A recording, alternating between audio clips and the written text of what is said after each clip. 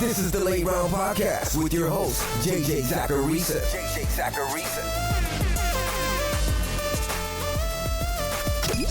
What's up, everyone? It's JJ Zacharisa, and this is episode 621 of the Late Round Fantasy Football Podcast, sponsored by FanDuel. Thanks for tuning in. We had a big week in the NFL. Naturally, a lot of the questions for this week's Mailbag episode surround some of the things that happened. I'll get to those questions in a second. First, I wanted to send another reminder to sign up for FanDuel Fantasy. For users who have yet to make a deposit on FanDuel Fantasy, you can deposit today to receive 2 free entries.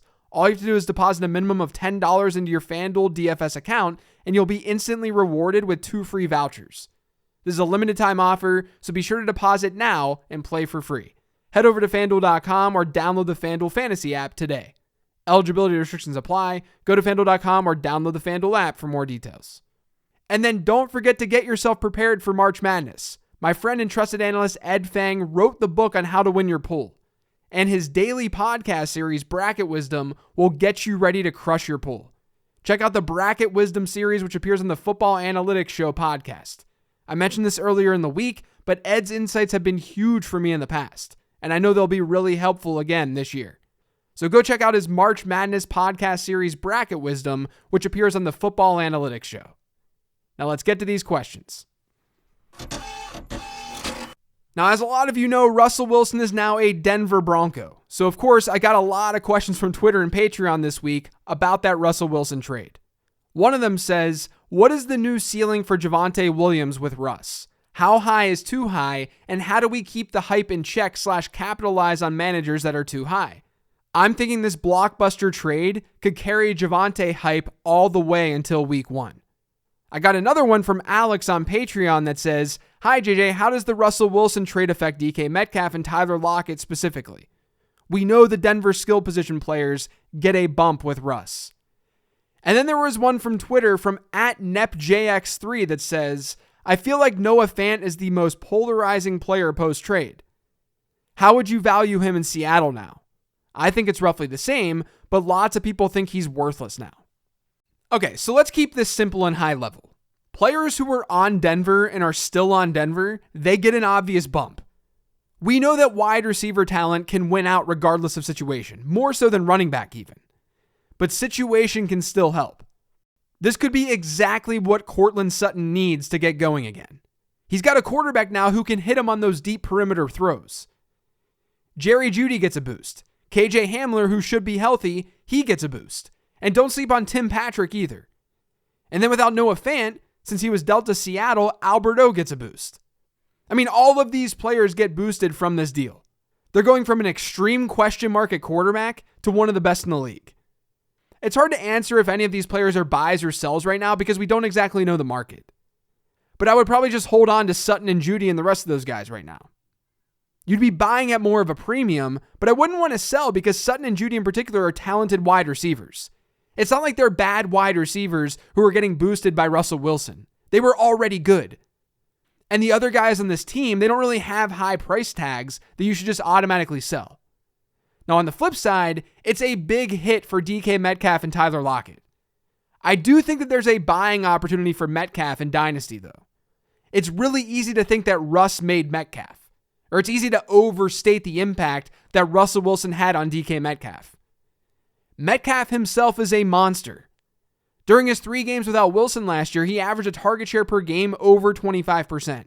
He scored 3 touchdowns. He averaged over 17 PPR points per game. Now, some of that is definitely touchdown fortune. And it's a small sample size. But Metcalf isn't toast. He's still one of the best wide receiver assets that you can find in fantasy football. And I've already seen managers in my leagues with Metcalf try to sell him because they're nervous, they're scared. So I would be looking to see if I can get him cheap. And then there's the Noah Fant thing. This is where I think things are a little bit weird. I was already lower than the consensus on Noah Fant, but people are now saying that Fant is someone that you absolutely shouldn't want on your fantasy roster, or someone to sell. But ask yourself, what changed? Yes, he's missing out on the opportunity to play with Russell Wilson, but it wasn't a lock that Denver was going to get a quarterback like Wilson this offseason. If you were pricing that into his value, then I think that was just poor process. Fant's currently the number 3 option in a not so attractive offense, yes. but he was the number 3 option in a not so attractive offense before this move. Maybe you bump him down a little bit, but we still could see movement with Tyler Lockett too. If there's someone who's really low on Noah Fant right now, then I would consider buying him if you could find him pretty cheap. And I'm not that big of a Noah Fant guy. That just goes to show how I think some people are viewing this. And then regarding the Javonte question, Javonte getting Russ is a huge boost to his outlook. I'm a huge fan of Javonte Williams, the player. I think he's a stud. The biggest question mark to his 2022 outlook is whether or not Melvin Gordon signs there. I think we all know that. At this time, it really seems like a 50-50 thing. And I can't sit on here and pretend like I know one way or another. But I would highly doubt that we see a total 50-50 backfield split like we did this past year if Gordon is back. So I wouldn't think about Javonte as his worst case scenario being some 50-50 split. I think his worst case scenario is some sort of split, but he'd still be the lead back. That's what's rational, at least. I'm not trading Javonte away where I have him. I don't think you can really buy him right now because he's at such a high, but he's very good. So I'm not selling the hype. Another big story this week was with Calvin Ridley. He's going to be suspended for at least a year for gambling on NFL games.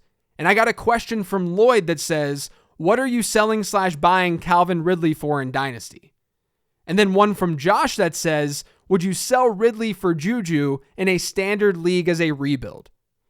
I think at this point we have to assume this suspension is actually going to be a year. And remember, the language was at least a year. His suspension was indefinitely. But that means that when Ridley returns, he's going to be out of football for almost 2 years, and he'll be 28 years old going on 29. He's talented, but it's not going to be easy to come back from that. DynastyLeagueFootball.com has a trade finder tool where you can see recent trades involving any player that you search for. It's a tool that I like using to see a general price check on players, especially when crazy things like this go down. And looking at that DLF trade finder, you can see a lot of trades that have gone down recently where teams are sending Ridley away for a second-round rookie pick, which is basically where I think we have to value him. If you can get a second-round pick for Calvin Ridley, especially in Superflex, I think that makes sense. On the flip side, if you don't mind holding him on your roster, I wouldn't mind sending a late third for him, or even a couple of fourths or something. Just depends on your roster construction. And then the question with Juju versus Ridley, I'm going Juju all day long, especially in a rebuild. Like I said, we can't assume that Ridley even comes back, and when he does come back, that he's nearly the same kind of player. Because it's going to be like a 2-year hiatus. I mean, we don't even know if he's going to come back. Juju is a buy for me this offseason, so that deal I would absolutely do. This next question is from Ben. It says, what are the sorts of players you think are a fair trade for the 101 this season in one quarterback and or Superflex? So I had a question on Patreon from Chris that asked if I had Breece Hall or Malik Willis as the 101 in Superflex this year. So I'll answer both of those questions. I think right now, pre-draft, Breece is the 101. There's a lot of volatility with the quarterback class here in early to mid-March. We don't have a lot of answers. It's safer to go with a player like Hall, in my opinion, who's starting to separate himself as the best player in this class. Last month, I was all about the big 3 wide receivers, but I'm more nervous about Burks and London now. Garrett Wilson is my wide receiver 1. Hall is my RB 1. But Hall is really looking like a stud.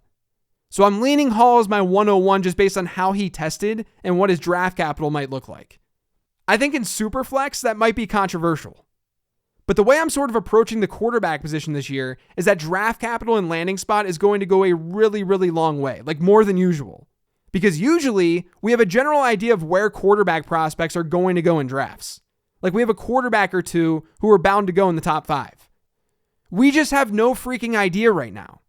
So I would rather play it a little safer pre-draft, at least right now.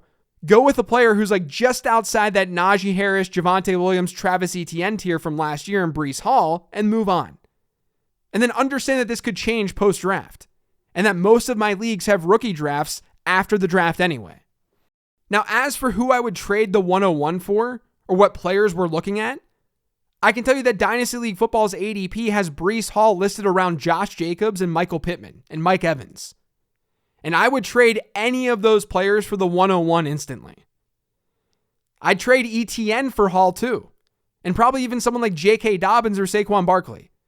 But I think around there, around that Saquon, J.K. Dobbins range, that's where his market value should be. Not around Jacobs. Now, I don't typically like doing the hypothetical trades thing because it all depends on what your opponent needs first and foremost. That's how you should approach trades. But I think Hall is a high-end RB2 in Dynasty immediately.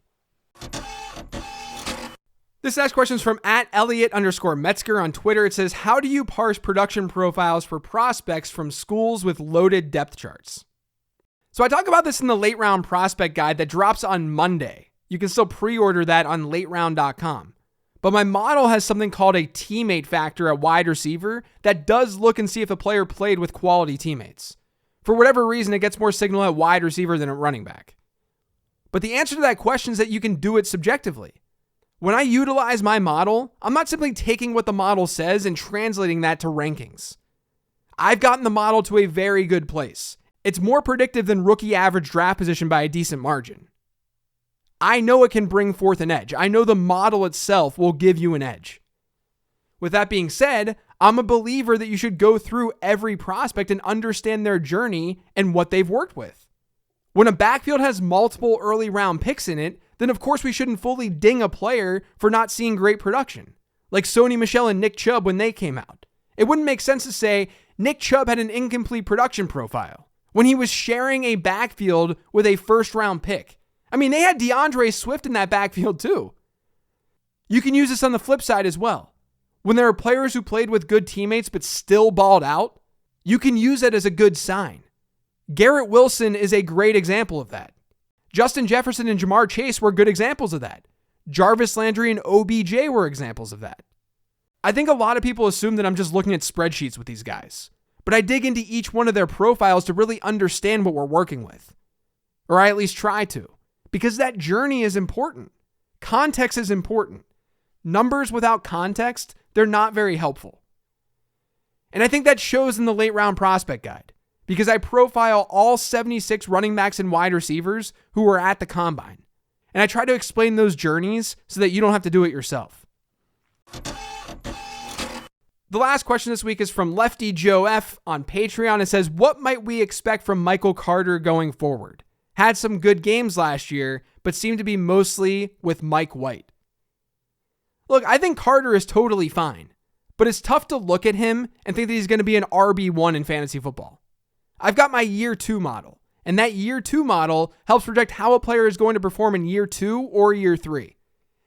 In that model, Michael Carter ranks just outside the 90th percentile, and the 90th percentile is when you start to see pretty decent hit rates. For example, since 2011, running backs in the 90th to 95th percentile in the year 2 model, only 14% of them failed to give you a season in year 2 or 3 with 10 or more PPR points per game. But again, Carter is technically outside of that range. In the 85th to 90th percentile range, 57% of running backs failed to give you a double-digit PPR point per game season in years 2 or 3. So there's a huge drop-off after that 90th percentile. And Michael Carter is right on the fringe. From the standpoint of what he does well and what he can do, I think you're looking at someone who can handle 150 carries a season with a high target share. And that's great. I don't think that outlook has really changed for me that much since his rookie season. To me, though, it just comes down to price. Like, I'd rather throw a dart at someone like Kenneth Gainwell, who's really cheap right now, than spend up for Michael Carter. But I also recognize that Michael Carter's floor is a lot better than Kenneth Gainwell's. So it depends on what you're looking for with your team. But Michael Carter's a good player. I would just be surprised if he's consistently giving you RB1 production, especially because that does not happen with his year 2 model score very often. But I would also be surprised if he's not consistently an RB3 or so in PPR formats. So he's just one of those players. That's going to do it for today's show, though. Thanks to all of you for listening. If you've yet subscribed to the Late Round Fantasy Football Podcast, make sure you are by searching for it pretty much anywhere podcasts can be found. And don't forget to follow me on Twitter @LateRoundQB. Again, my guide will drop on Monday. You have a couple of days to pre-order that for $11.99, and then it goes to $14.99. You can get all that information over on lateround.com. Otherwise, thanks for listening, everyone. I hope you have a great weekend, and I'll talk to you next week.